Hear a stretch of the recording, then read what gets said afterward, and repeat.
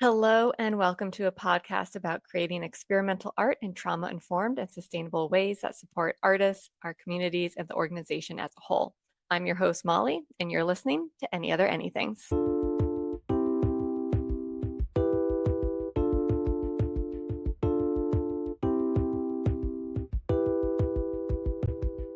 In this season, we are focused on the latest project being produced by Graybox Collective.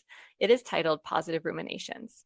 So this is an event that will feature 4 new works, and each episode of this season of Any Other Anythings will feature conversations from the creative teams developing the new work. And we are really focusing on capturing the process and sharing out the things we find interesting along the way. Hope that you enjoy the season of Any Other Anythings.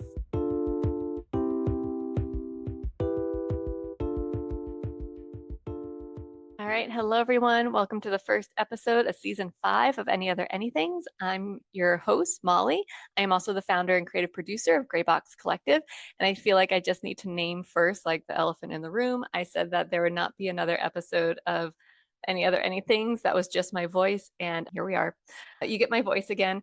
And I'm just here to do a quick transitional episode so that you know what to expect in this season 5 of Any Other Anythings, because it's like very similar, but also very distinct for what we have done in previous seasons. So we've done a lot of one-on-one interviews with creatives of Graybox Collective in the other seasons of Any Other Anythings.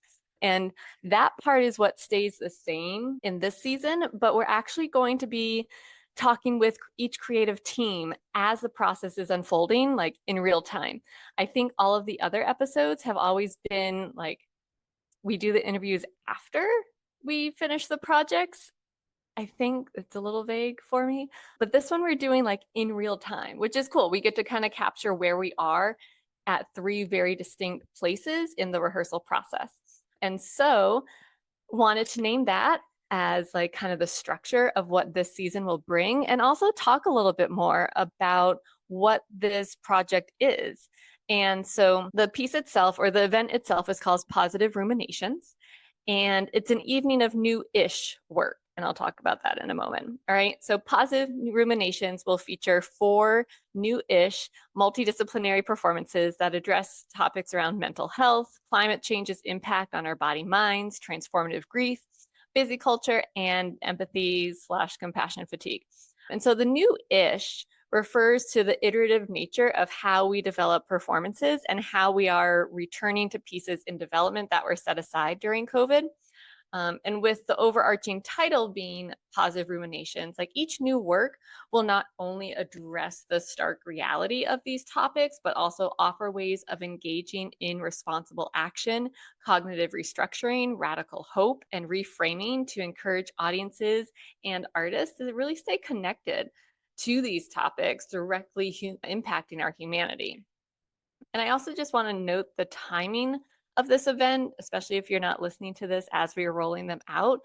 The event itself is going to take place roughly 10 days after the 2024 election in the US. And this, to me, I won't get on my whole soapbox about it right now, but to me, it's part of like meeting this moment in our history. And I think that's one thing that's really important to me with Graybox Collective and arts organizations as a whole. I really think it's important to be thinking about like, how are we meeting these moments? Because the world needs us to meet these moments. And so believing that engaging in this practice of positive ruminations around these common ground topics, I really feel that it's going to foster a sense of belonging, connecting with dignity, and standing in our integrity as a community.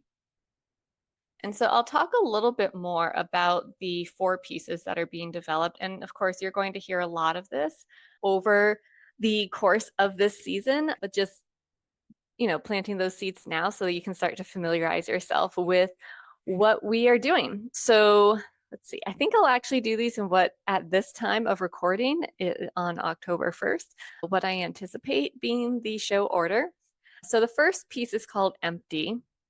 And just like for visual purposes, it's actually the word empathy with the A and the H removed, right? So there's like dashes where those letters should be. So Empty explores how exposure to chronic external stress leads to empathy/compassion fatigue. And it's asking, how can we replenish ourselves when constantly we're being inundated with disturbing media? Okay, so that's empty. And then I'm being actually indecisive about which one of these shows I want to go next, but I think it's going to be finger painting for grown-ups. And let's just have a moment for finger painting for grown-ups, because Gray Box Collective would not exist if it was not for the ensemble that created finger painting for grown-ups back in 2014. And this is actually the first time finger painting for grown-ups is officially listed under Gray Box Collective as like a piece we produce, which is exciting. All right, so anyways, nostalgic moment, and we're back. Finger Painting for Grown-ups, which examines how busy culture robs adults of the joys of play and creativity due to being in a constant state of urgency. And it looks at the impact of burnout and how we can return to living creatively fulfilling lives. The next piece is Pause.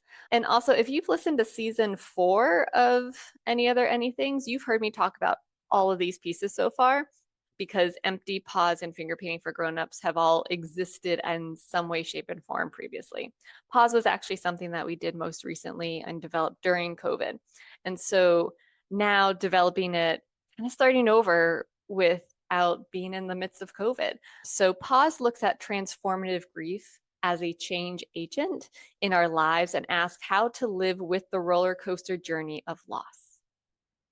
The last piece is the brand new one, and it's called Solastalgia. So Solastalgia focuses on the impact of climate change on our body, minds, and how to manage eco grief and distress. And just naming that solastalgia is a word, like think of it as like the word, right? Soul is sun, and then nostalgia coming from like nostalgia, and solastalgia is that desire to go back to a place we can't anymore due to how environmental changes have happened. Okay, so positive ruminations being the overarching theme for this event. And then we've got these 4 pieces that then dig into very specific things with each of the topics. All right.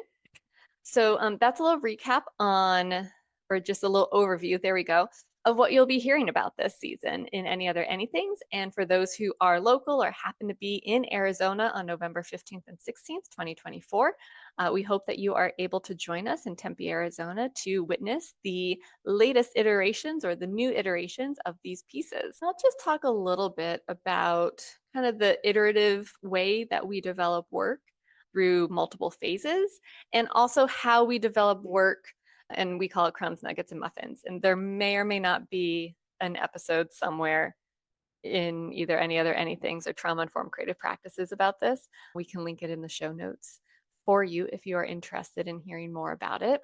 So we develop work under the framework of trauma-informed creative practices, right? And there's a whole podcast, and I've got all kinds of like writing and recordings and replays available if you're interested in like really doing a deep dive into trauma-informed creative practices. We use that framework to develop work, like being in process, right? So that's like the things that we're doing on a daily. And then in terms of like the words that we use to develop the work, which is tightly connected to that trauma-informed creative practices framework, and also echoes some of like Tectonic Theater Company's moment work. We call it crumbs, nuggets, and muffins. And there's, of course, a whole story with how crumbs, nuggets, and muffins became a thing that we say. We have a lot of like words and phrases that we've developed over the years that have just kind of stuck. And crumbs, nuggets, and muffins is one of those. So we start our development process by really creating the smallest possible crumbs of creativity, right? Itty bitty. And the purpose of that is like this scaffolded approach. Like, how can we be really intentional about these tiny little moments? And then we start to piece those moments together. And they eventually become nuggets. And then the nuggets get pieced together to become muffins. And then there's also like cupcakes, and that's a whole nother thing that I'm not going to get into right now. But we've got crumbs, nuggets, and muffins. So we're slowly developing bits and pieces of this work and putting it together.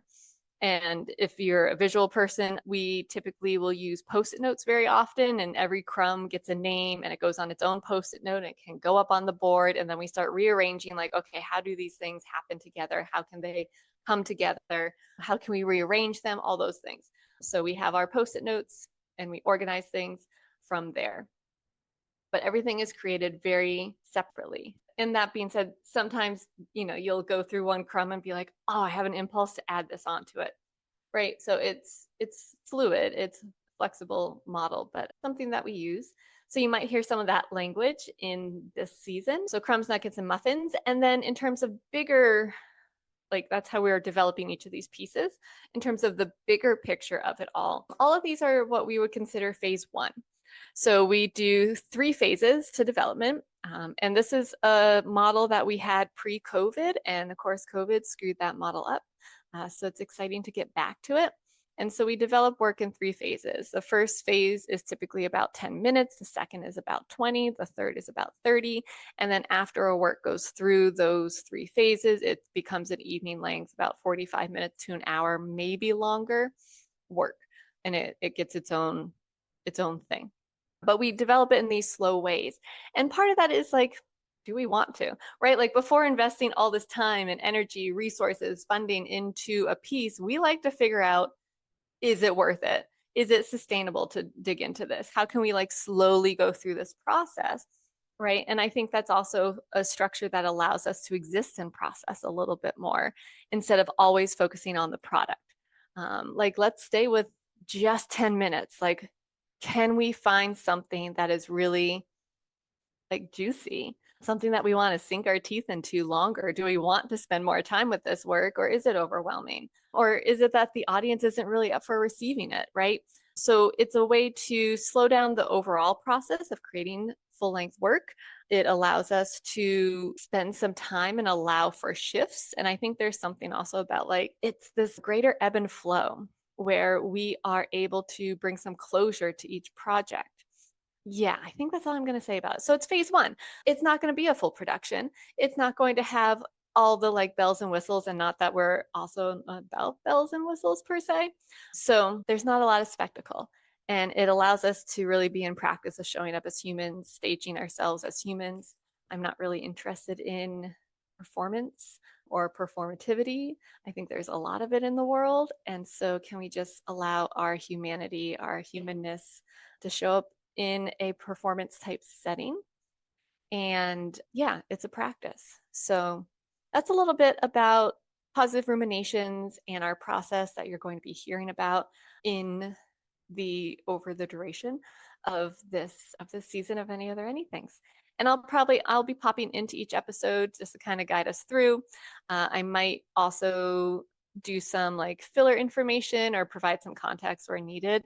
So my voice is still present. I'm still here, still around, but I'm really excited that y'all are going to be able to get to know the creatives of Gray Box Collective this season, and specifically with this project, Positive Ruminations. All right, so thank you all very much for listening. I appreciate it. Take care of yourselves and each other until next time.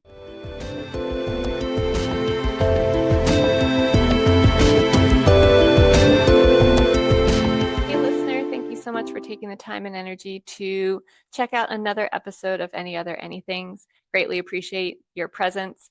Be sure to check out the show notes for links to find out more about this podcast, the speakers, and Gray Box Collective.